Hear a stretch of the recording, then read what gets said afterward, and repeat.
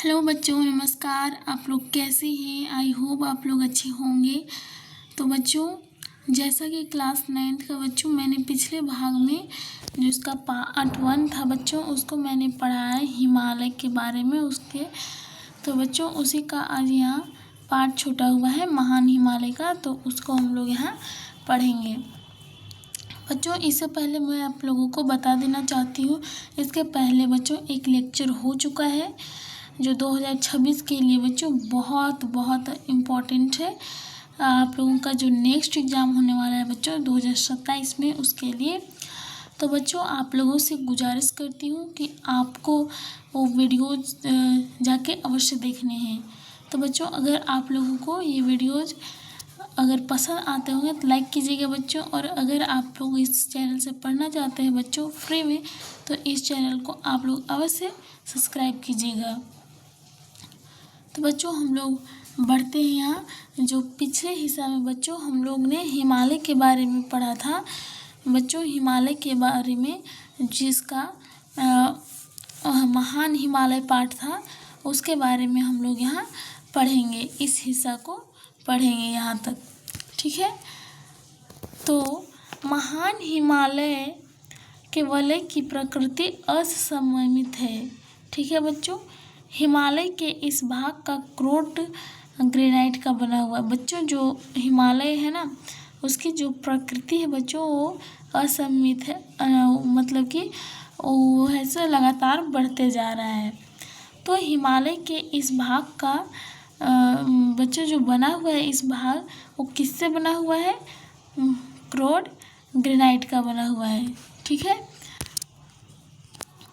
यह श्रृंखला हमेशा बर्फ़ से ढकी रहती है बच्चों। जो हमारा महान हिमालय है जो क्रोट ग्रेनाइट से बना हुआ है, वो हमेशा ऐसे बर्फ़ से ढकी रहती है तथा इसे बहुत सी हिमानियों का प्रवाह होता है बच्चों।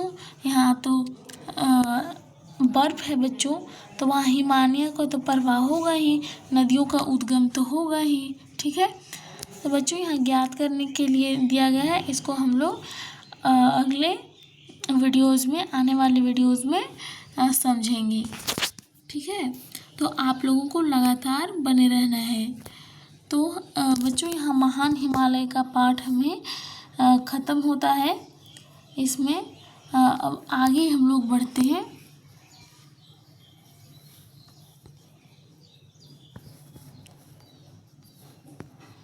बच्चों इसको मैं अच्छे से कर ली।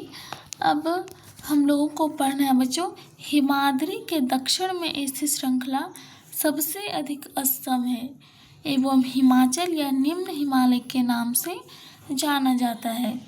तो बच्चों यहाँ जो हिमाद्री के दक्षिण में है ना बच्चों स्थित श्रृंखला, वो बहुत एकदम असम है एवं हिमाचल या निम्न हिमालय के नाम से उसको जानते हैं, ठीक है। इन श्रृंखलाओं का निर्माण मुख्यतः अत्यधिक संपीड़ित तथा परिवर्तित शैलों से हुआ है। इनकी ऊंचाई 3700 मीटर से 4500 मीटर के बीच तथा औसत चौड़ाई 50 किलोमीटर है, ठीक है बच्चों। तो बच्चों ये जो मैं अभी टॉपिक यहाँ पढ़ा रही हूँ बच्चों, वो बहुत आपके एग्ज़ाम में इम्पॉर्टेंट है। तो बच्चों आप लोग इसे अवश्य अपनी कॉपी में नोट कर लीजिएगा कि जो बच्चों जो निम्न हिमालय या फिर हिमाचल जो है बच्चों, उसका जो ऊंचाई है वो 3700 मीटर से लेकर 4500 मीटर के करीब है। और बच्चों उसका जो चौड़ाई है बच्चों, वह कितना है? वह है 50 किलोमीटर। देखिए यहाँ जो हम लोग हिमालय के दूसरे पार्ट को हम लोग यहाँ पढ़ रहे हैं। इसमें आगे कहते हैं बच्चों, जबकि पीर पंजाल श्रृंखला सबसे लंबी तथा सबसे महत्वपूर्ण श्रृंखला है। धौलाधर एवं भारत श्रृंखलाएं भी महत्वपूर्ण हैं। इसी श्रृंखला में कश्मीर की घाटी तथा हिमाचल के कांगड़ा एवं कुल्लू की घाटियाँ स्थित हैं। इस क्षेत्र को पहाड़ी नगरों के लिए नाम से जाना जाता है। तो बच्चों जो भी है ना बच्चों, जो घूमने के लिए है, टूरिस्ट के लिए है, तो वह सब कहाँ पाया जाता है बच्चों? वो सब पाया जाता है हिमाचल या निम्न हिमालय, जिसमें कौन कौन से पहाड़ियाँ स्थित है बच्चों? तो वहाँ है पीर पंजाल, फिर धौलाधर है, महाभारत है, फिर और इसमें देखते हैं बच्चों इसी श्रृंखला में कश्मीर की घाटी है बच्चों।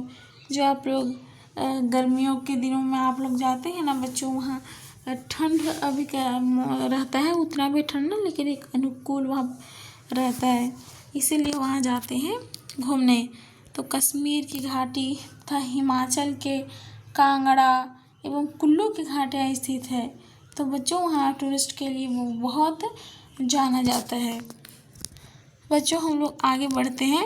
आई होप आपको यहाँ तक अच्छे से समझ में आया होगा। बच्चों अगर आप लोगों को और किस तरह समझाना है वो आप लोग ज़रूर कमेंट कीजिएगा। आगे बढ़ते हैं बच्चों। आगे हमारा कहता है हिमालय की सबसे बाहरी श्रृंखला को शिवालिक कहा जाता है। बच्चों पहला को कहा जाता है महान हिमालय। मैं आपको एक बार फिर से बता देती हूँ बच्चों, पहला कहा जाता है महान हिमालय,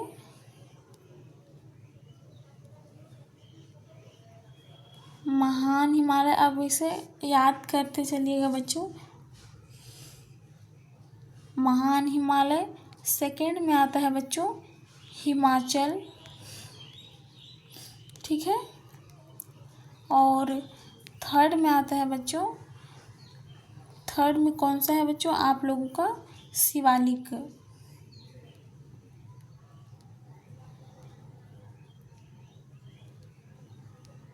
शिवालिक ये बच्चों आपके हिमालय के पार्ट हैं। ये इतने सारे आपकी पहाड़ियाँ हैं वहाँ, ठीक है। तो अब हम लोग यहाँ शिवालिक के बारे में पढ़ने जा रहे हैं। तो हिमालय की सबसे बाहरी श्रृंखला को शिवालिक कहा जाता है।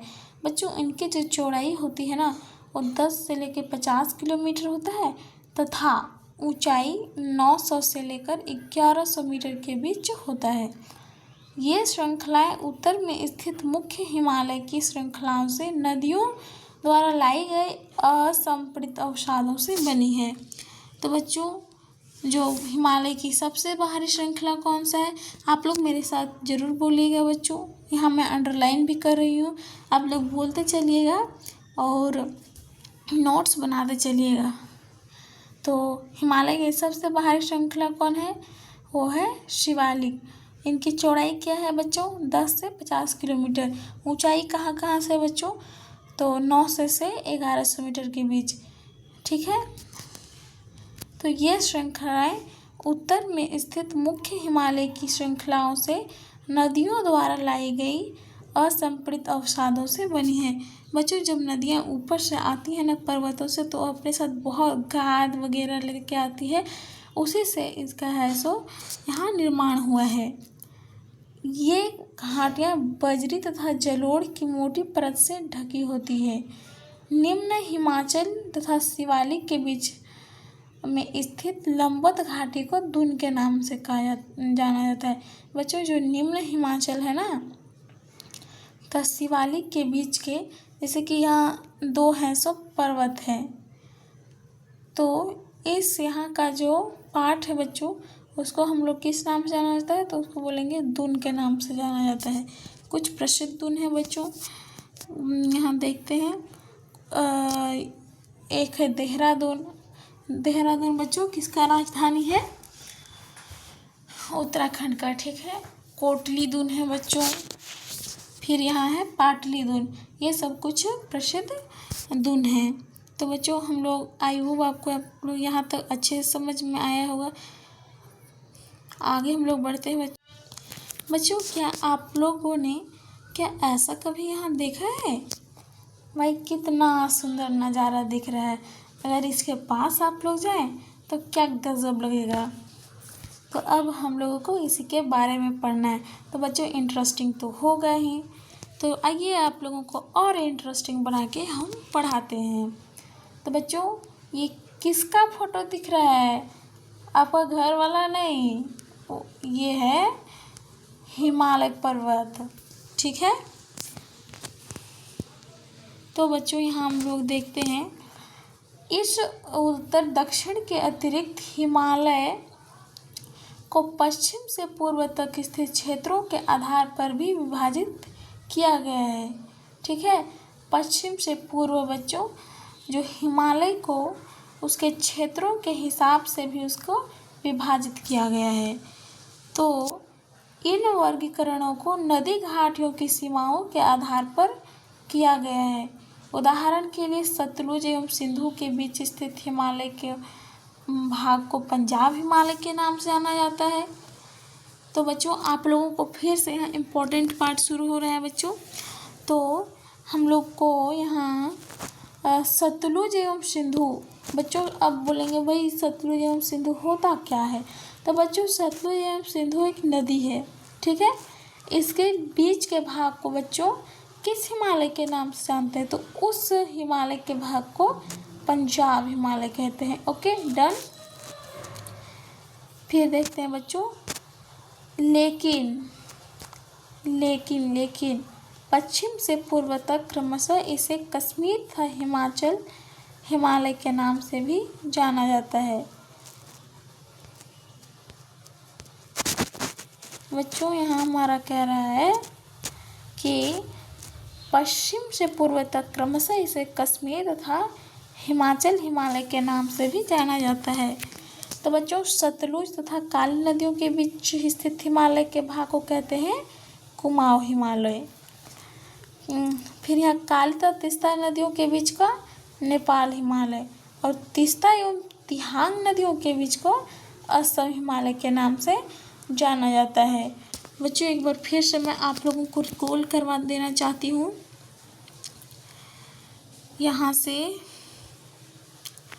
फर्स्ट में हमारा है बच्चों जो सतलुज एवं सिंधु के बीच के हिमालय के भाग को पंजाब हिमालय कहते हैं।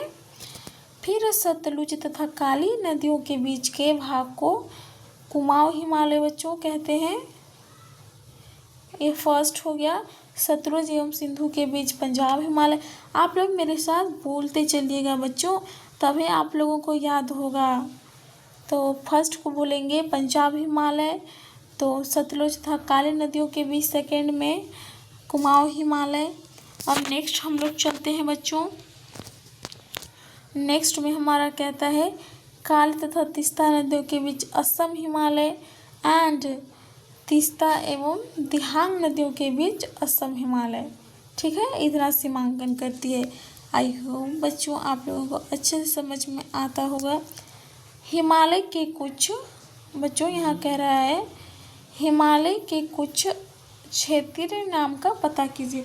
तो बच्चों आप लोगों को इसका कमेंट में उत्तर आप लोग कहीं से भी ढूंढकर अवश्य देना, ठीक है बच्चों। आगे हम लोग देखते हैं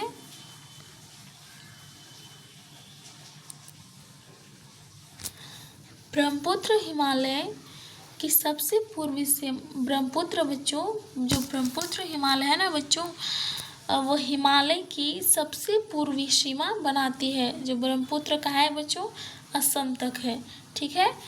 दिहांग महाखड मतलब गॉर्ज के बाद हिमालय दक्षिण की और एक तीखा मोड़ बनाते हुए भारत की पूर्वी सीमा।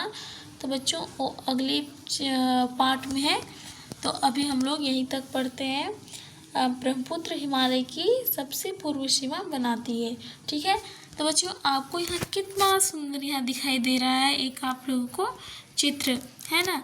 तो क्या बच्चों आप लोग इसमें अपने गाय भैंस चराने जाते हैं? बोलिए, जाते हो क्या आप लोग यहाँ? अरे नहीं यार, ये तो है मीजो पहाड़ियाँ, कैसे जाएंगे भाई। तो बच्चों इसमें आप लोग गाय भैंस चराने नहीं जाते हैं। ये है सो ये मीजो पहाड़ियाँ हैं, ठीक। कैसे आप लोग जाओगे इस पे? तो बच्चों अगर आप लोगों को अच्छे से समझ में आता होगा बच्चों, तो आप लोग इससे पढ़ने के लिए टॉपर 6 to 8 है ना बच्चों चैनल, जिस पे आप लोग देख रहे हैं, तो आप लोग को इसे ज़रूर सब्सक्राइब करना है, ठीक है। बढ़ते हैं आगे बच्चों। तो बच्चों हमारा यहाँ कहता है, इन्हें पूर्वांचल या पूर्वी पहाड़ियों तथा पर्वत श्रृंखलाओं के नाम से जाना जाता है। तो पहले बच्चों हम लोग पिछले जो टॉपिक था बच्चों, पेज था, उसमें हम लोग पढ़े हैं। ये पहाड़ियाँ जो मीजो पहाड़ियाँ वगैरह थी, ठीक, उत्तर पूर्वी राज्यों से होकर गुजरती है। ठीक है बच्चों, ये जो पहाड़ियाँ होते हैं बच्चों, ये उत्तर पूर्वी राज्यों से होकर गुजरती है। तो बच्चों उत्तर पूर्वी में होता कौन कौन सा है राज्य? तो बच्चों इसमें हो जाएगा उत्तराखंड हो जाएगा बच्चों, हिमाचल प्रदेश हो जाएगा, उत्तर प्रदेश हो जाएगा, बिहार हो जाएगा, मध्य प्रदेश हो जाएगा बच्चों, और पूर्व में हो जाएगा इधर सिक्किम हो जाएगा बच्चों, अरुणाचल प्रदेश हो जाएगा, नागालैंड हो जाएगा, ये सब। ठीक है, तो इधर है सो बच्चों ये पहाड़ियाँ हैं जो बहुत अधिक पाए जाते हैं। आगे बच्चों, मजबूत बलुआ पत्थरों जो अवसादी शैल है। बच्चों जो मजबूत बलुआ है ना पत्थरों, वो कैसा है? अवसादी शैल से बनी हुई है।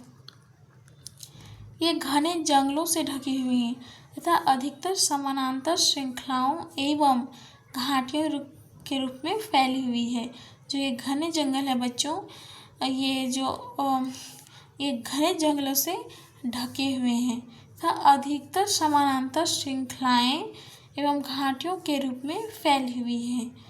तो आप लोगों को घाटी के बारे में बताई थी बच्चों कि जब दो पहाड़ियाँ होती हैं, अगर उसके बीच में कोई नदी या रास्ता है सो यहाँ बना दे एक रास्ता, तो उसी को बोलेंगे यहाँ घाटियाँ।